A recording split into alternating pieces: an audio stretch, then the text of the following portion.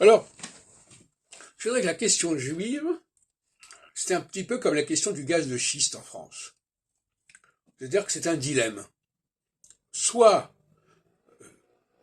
pardonnez cette comparaison parfois un peu étonnante, mais soit on se donne les moyens d'avoir une puissance énergétique forte, mais ça peut évidemment avoir des effets négatifs sur l'environnement, etc. Alors, le choix a été fait par les États-Unis, qui sont devenus exportateurs de gaz, etc.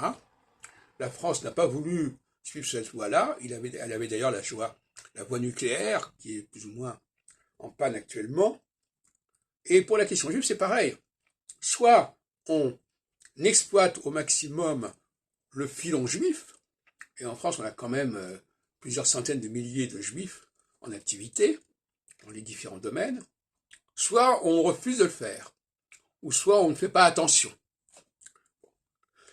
Et même éventuellement, soit on refuse qu'on fasse appel à des juifs. C'est aussi une possibilité.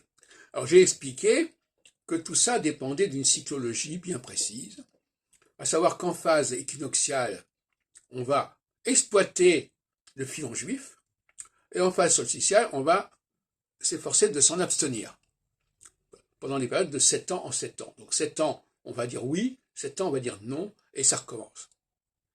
C'est une loi que j'ai développée, une loi qui est socio-économique, si on peut dire. Alors certains diront, mais c'est n'importe quoi, c'est farfelu, etc. L'avenir le dira.